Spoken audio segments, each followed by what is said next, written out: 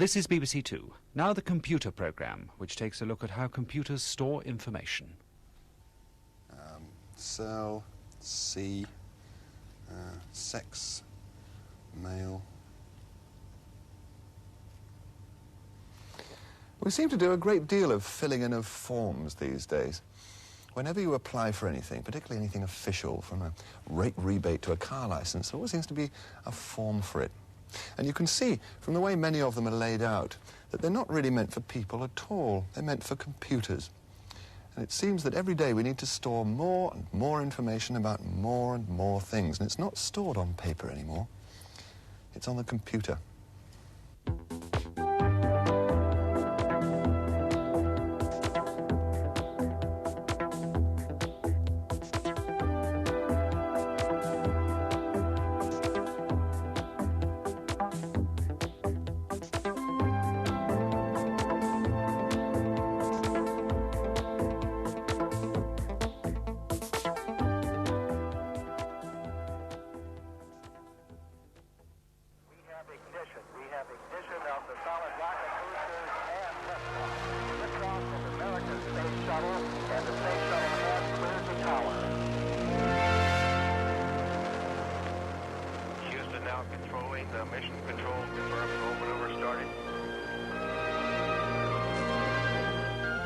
The launch was perfect as the Columbia completed the pitch-over maneuver and arced out across the Atlantic.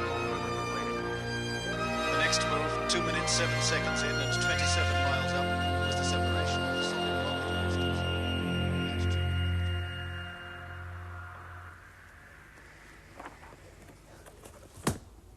If you wanted to build yourself a space shuttle, or perhaps put solar heating in your house, this is where you'd start, probably, in a book. And how about this beauty? It's the fattest book I've ever seen. And this is just reports on computer applications in medical care, just for 1980. Well, we're all familiar with this way of storing information, or as it's known in computer jargon, data. It's been around for thousands of years. But now, it's running into trouble. These books are not the sort of light reading you'd want to take away with you on holiday. For example, we've got here the Soviet Technical Physics Letter. And you can see, imagine, Dear Ivan, I want to talk to you about the effect of an external electric field on the velocity of a surface acoustic wave in a lithium niobate single crystal. Or even more exciting, and not many people really believe this, Goodbye to the Flush Toilet. This is a comparative intellectual treatise on the flush privy versus the composting toilet. Perhaps it would be useful in the Himalayas. We're in the science section of the British Library with 85,000 books. But this is only part of it. This is one of 7 such buildings around London. This library alone subscribes to 25,000 different journals and periodicals, weekly, quarterly, monthly, so that this information is growing at an incredible rate. That leaves us with 2 problems. First of all, what are we going to do with all this paper? And secondly, how to find that idea buried in all this paper that will make me into a millionaire. Well, let's go back a little bit. What is writing all about? Well, it's putting ideas or words into symbols. Now, it just so happens that I have here with me a page from the Egyptian Book of the Dead. And these are patterns representing ideas or words. For example, very simply, the wriggly lines are representing water. This represents purity, a newly hatched chick. So what can we do to reduce the size of all this data? Well, one way is to put it onto a computer. And to do that, we have to convert the words, the characters, and the numbers into patterns that the computer itself can handle. To the ancient Egyptians, these hieroglyphic symbols did very well as a way of representing their ideas in permanent and storable form. And we have our own equivalent in the form of the letters of the alphabet and the signs we use for numbers. They all work because our eyes are very good at recognizing shapes and patterns. But a machine needs something much, much simpler, like a punched card, for example. All the machine has to do here is use its little metal finger to track across each column and see if there's a hole or not, and if there is, where it is. You don't need modern electronic machines to do it. In fact, It's a system which has been in use for a long time, Mac. Yeah. I didn't realise how long. We don't see a lot of these around. It's an old 40-column card reader, a card sorter. It's a nice piece of antique. But the principle's the same as was used in the old census done in 1890 by the Americans. And it just, each of these columns, in fact, stores one character, either an alphabetic character, A, B, C, or a number. And you can set up on this one column at a time to sort them out into order. What sort of job could it do? Well, for example, if this was a census card and column 15, the age of the child was punched in between 0 and 9. I don't suppose they put many in 0. We set this up to the appropriate column. We put the cards in and press the button.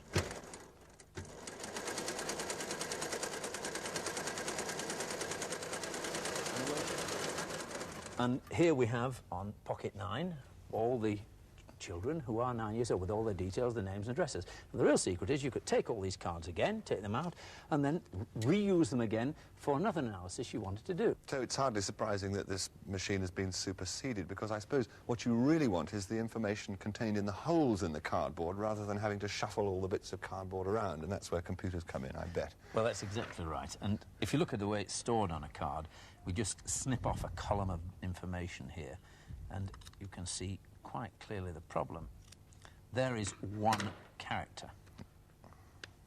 And that's the equivalent. And in fact, you don't, the computer doesn't just see if one space has got a hole or no hole in it. It's checking for all of them, and there are many permutations, aren't there? Well, all possible combinations. In 8 bits, it's called a byte, by 8, a byte, and in those 8 there are 256 possible combinations, and they would be used to represent, for example, all the alphabetics, upper and lower case, numbers 0 to 9, all the special symbols, plus, minus, left bracket, and so on and so forth. And that's all stored in the famous revolution, the microchip, isn't it? And it's all done in a very, very small space. What is that? What's the process inside there? Well, I like to think of it as a sort of series of pots.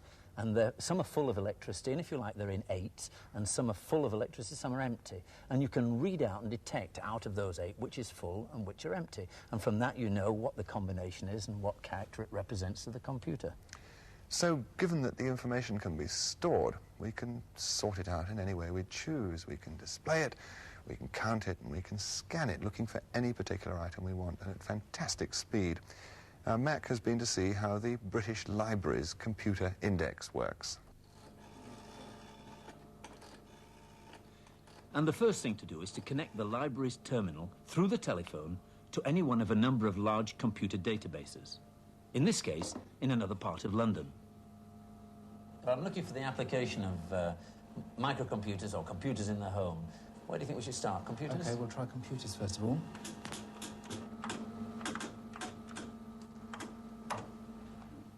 It takes no time at all for the computer to search through its entire database. But if you're not careful, you can easily end up with a lot more than you bargained for. Oh, that's a problem. 48,818 references on computers. Well, that's far too many for me to read. Let's cut that down. I'm really interested in microcomputers rather than general computers. Let's see if that cuts it down at all. Let's try the word microcomputer then. So to cut down the numbers, you can ask it to search again and again, matching on different words. 7,559. We're going to thin that down. I'm not going to read 7,559 references. What about home? Let's try home. Yes, we'll try... What we can do is try to select those with home where it occurs in the title. And that's how we do that. Well, that's more likely to give us a manageable number. I've got it. A smaller set now, 46. We're down to 46. That looks more reasonable. Can we look at what they're about? Get yes. Some titles out anyway and see what we've got. I'm asking the computer to type out the first 5, just as a sample. Now we've matched on personal computers with the word home in the title. Electronics in the home, that looks good. And here are several references. Home computers, that's okay. No pet peeves, whatever that is. And the professor rests at home. Adapting a home computer for data acquisition. Well, can we have a look at a bit more detail of the of electronics in the home? Yes, we can print out the first one with a bit more detail. When you've finally narrowed it down, it doesn't just give you the number of books, but an abstract of the content of the book itself. The orbit shows how the expanding thrust of electronics is likely to penetrate and influence our home environment of the 1980s. The home of the future is likely to become a centre for incoming and outgoing electronic signals, which will be used by members of the family to meet their particular needs.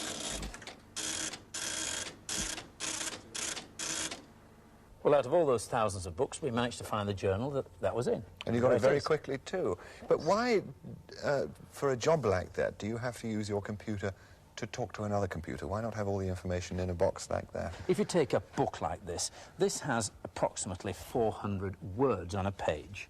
Right. And so if you look at the screen of this television, on you'd need 3 screens like this to be the same as one page. So that's quite small. The 32,000 characters in here is about 12 pages in this book. So when you start talking about books, that 32,000 seems relatively small. And that's obviously why you have to extend your storage capacity by using tapes or floppy disks, that kind of system. Yes, the tape or this small floppy, that would handle about, at its maximum packing, its maximum amount it could store, would handle about a whole volume, the characters in a whole volume. And this is about twice the diameter? Yes, it's about double the amount of characters. That will hold about 1.2 million characters as a maximum. Right. And for really big storage jobs, I suppose you need those really big hard disk memory banks, is that right? Well, this one isn't one of the biggest. It's a sort of medium-sized machine, and this disc will hold about 80 of those novels, or the characters out of 80 of those novels. That's not just one disc, is it? There are several. No, there are 5 discs here, and the heads go in between to read the data, which is stored magnetically on those discs. And we can load it on the machine, quite simply like this, bang, bang. Oh, and there's the magnetic surface. In fact, it looks like magnetic tape, sort of laid out in the form of a flat gramophone record, almost. Well, it's exactly the same principle, of course, but it's obviously much faster to access it, just like a gramophone record. You can pick an individual item of data out on it. Right. Mind your thumb. And again, the bigger the machine, the bigger the storage capacity. Yes, this particular machine, although not a very big mainframe machine, it has, in fact, got 1 million bytes of storage, as opposed to the 32,000 that this little micro has. But the breakthrough is going to come with, I think, this, which is the video disc. And this will store the characters on this one disc that you'd need 3,000 books to store. And another way of putting it, for example, with cassette tape, it would require enough cassette tape to stretch from London to Chicago, and it would take 4 years to read that cassette tape. The capacity to store the equivalent of 3,000 books is like the size of an encyclopedia. Well, you'd actually get the whole of the Encyclopedia Britannica on this disc. Well, let's just peep into the future for a moment, and we've got a little program lined up here, which could be the Encyclopedia of the Future. If I type in Space Shuttle, and there's your page of information. The book is open for you, and to make the page move so you can carry on reading it, all you have to do is press the space bar. What's more, this is something a video disc could do in the future. Not only do you have pages of written information, but if you typed in the word picture, and this is what you get. And make it move by doing that.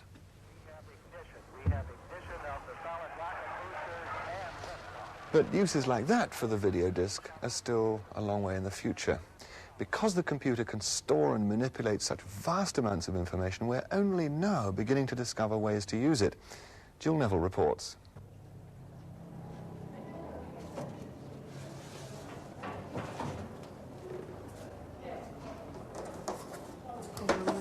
Thank you very much.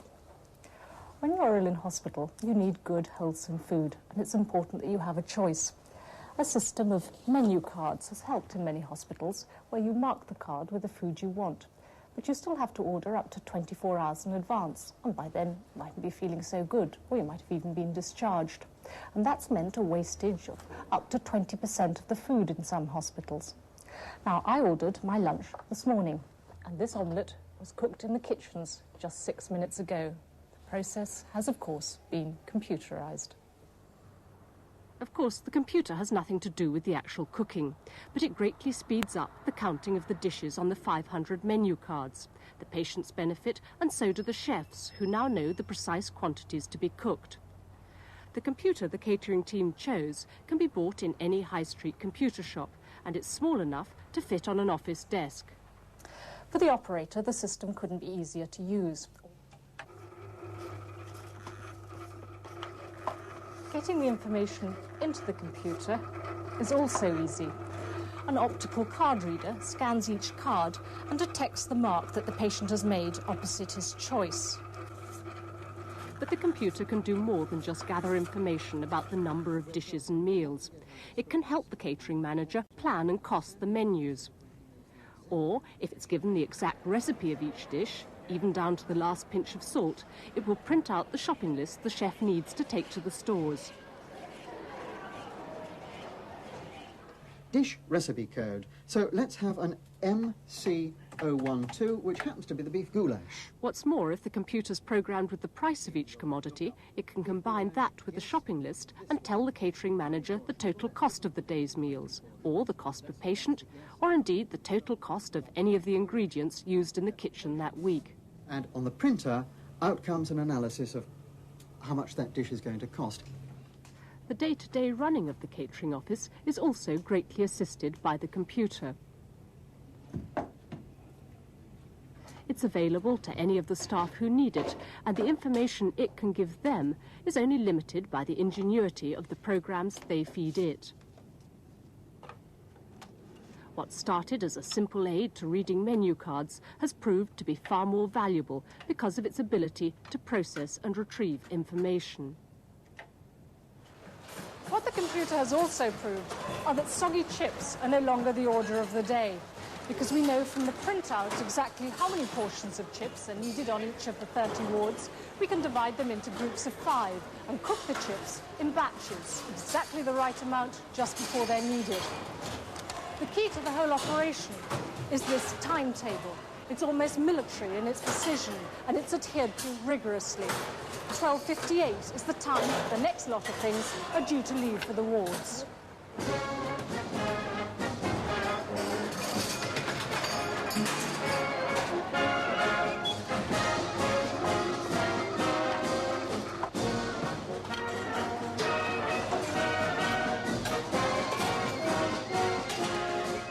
At this hospital, they've had the computer system running for just 2 years, and it's paid for itself over and over again.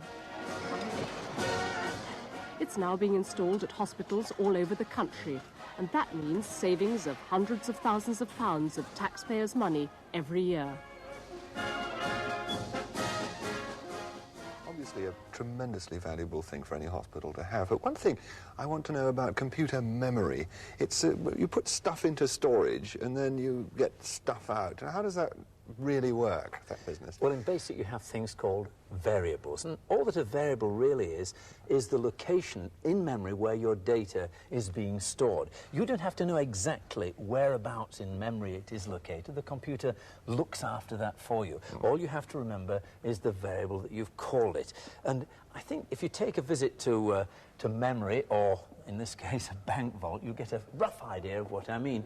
In a bank vault, you give them your name, they may look at a list, and they'll come out with a number where your worldly wealth is located. In exactly the same sort of way, in BASIC, you give it a variable and you name it, and the computer will decide where it's to be located in memory. And whenever you give it that variable name, it goes to that location and pulls it out. It has no idea what's in there, but it just knows when you give it that variable name, it goes to that position in store and takes the contents out, or copies of them, and gives them to you. So just like the bank vault, the bank don't know what you've got in your box, so the computer doesn't know what's in that memory.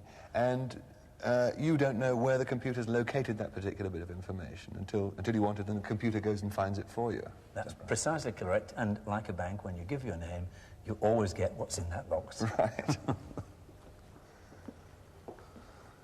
Well, we put together a little database here of 4 of your friends and their birthdays, and we're calling these variables.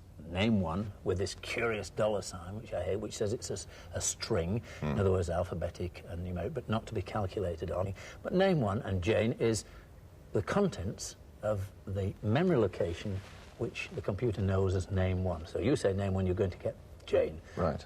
Date one is another variable name, and the contents of that location is 23rd of February, and so on down the thing, with name 2 being Mike, date 2 being the 15th of June, and so on. Fine. The next bit I'm sure I can work out for myself. I mean, that's asking the computer, when you run the program, to write up on the screen, enter keyword. That's telling you, as the operator, to start. Exactly. Okay. And input item string. Now, you remember that because then the computer comes back to you with a little question mark, which is saying it's expecting some input from you.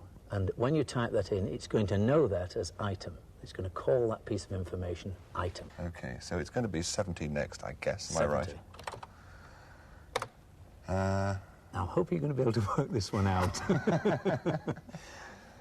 Well, what you've got in there now is item. So if the item I is thought it was equal going to be one. It's going to be one of these, if something equals something, then something or other. So if item dollar symbol is equal to name one. Item string. Equals, I bet. Equals name one. Right.